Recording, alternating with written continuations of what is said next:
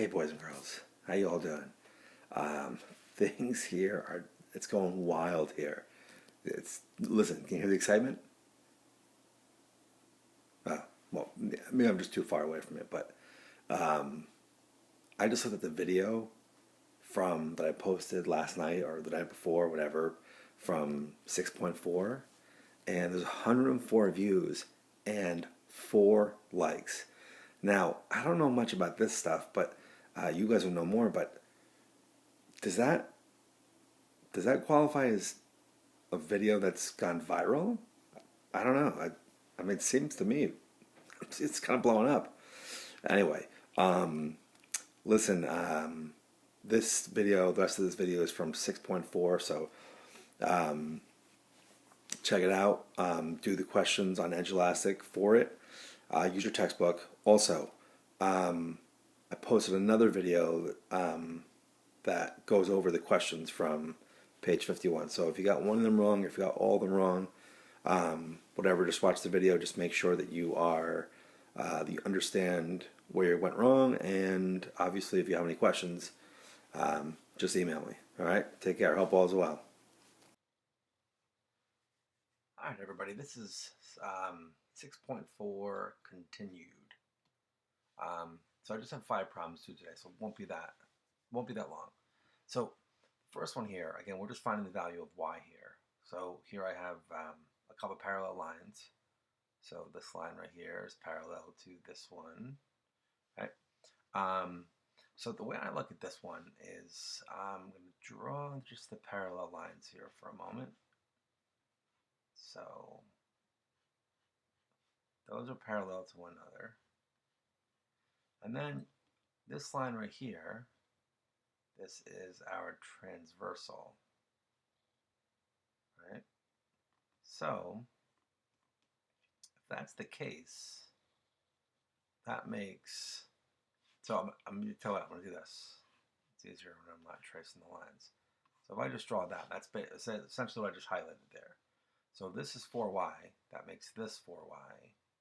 And then of course that makes this angle right here 4y because they're alternate interior angles. So this angle right here is the same thing as this whole angle right here. And notice that this part of it, now so this whole green angle I just drew, that's 4y, right? Now if this part here is y, then that makes this part 3y. Now I just look at this straight line here. Just have to trace straight lines over this, make them straight. So I look at that straight line there and forget everything else.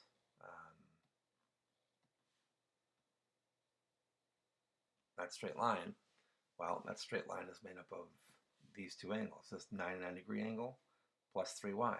So 99 plus 3y has to equal 180. Subtract 99 from both sides, I'll wind up with 3y is equal to 81. Divide both sides by 3, I get y equals 27 degrees. So this y is equal to 27 degrees. All right, next one. So,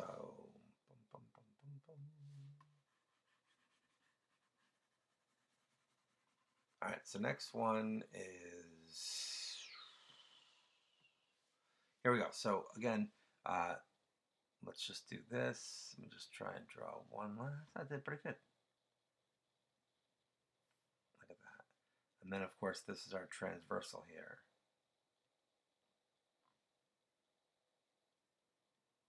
All right, so if this angle right here is 3y, that makes this angle right here 3y because they're corresponding angles.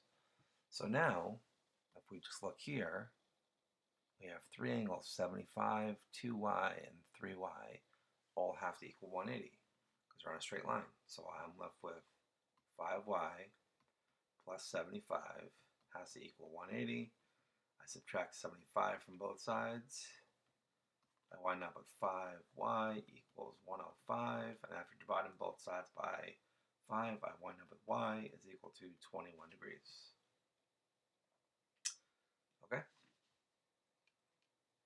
this one, number 3. So here is our parallel lines. And this one is parallel to it. And then let's draw this transversal here. Okay. So if you just kind of look at the blue, and really nothing else, this 2y corresponds with this angle right here. Nope, that's 3. So 2y. All right. Now, this 36 right here is vertical. This 36-degree angle right here is vertical with this angle right here. So that's 36 degrees. So now I have these 3 angles all have to equal 180. So 2y plus 2y is 4y. So I have 4y plus 36 is equal to 180.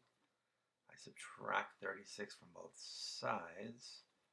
Wind up with 4y is equal to 144. Divide both sides by 4, and I wind up with y is equal to 36 degrees. Okay? And you can always check yourself. If y equals 36, well then 2y is 72, and this 2y is 72, so 72 plus 72 plus 36 is 180. All right, this one, number 4 that we're doing, this line right here is parallel to this line, worst line ever, and then here's a transversal. So the way I look at this one is that since this is these two sides are the same length, so remember we talked about when we have a triangle with two the same sides, so isosceles, that means this angle right here and this angle right there are both the same. They're congruent. So the way I kind of thought about that was, if that's the case, then this transversal is hitting this parallel line here at the same angle that this transversal is hitting it. So if this is 2y, that means this has to be 2y. All right? So now, taking this, going a little further here, if this is 4y right here, this angle is alternate interior with it. So this angle is 4y. So if this angle is 4y, and this part of it here is 2y, that means that this part of it here also has to be 2y. So that means, I know we're getting messy here, that means that this right here is also 2y. So now if we just look here, I have a straight line.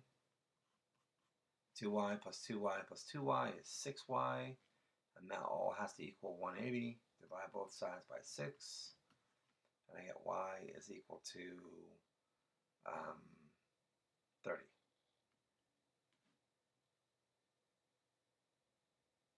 And there you go. Let's move on to the next one. So the next one, the measure of angle 1 equals the measure of angle 2. So 1 and 2 are both the same. And they are equal to 5x minus 10. Therefore, this is 5x minus 10. And then the measure of angle 3 is 2x plus 8. Well, if I know that all 3 of them together obviously equal 180, I just add them together. 5x plus 2x plus 5x is 12x. Negative 10 plus negative 10 is negative 20. Negative 20 plus 8 is negative 12. So 12x plus negative 12 has to equal 180 degrees. I add 12 to both sides. I wind up with 12x equals 192. Divide both sides by 12, and x is equal to 116. So x equals 16 degrees. So now it says find the measure of each angle. Well, if x equals 16 degrees, that means 5 times 16 minus 10, that's going to equal 70 degrees. Because 5 times 16 is 80, minus 10 is 70. So if this is 70, that makes this 70.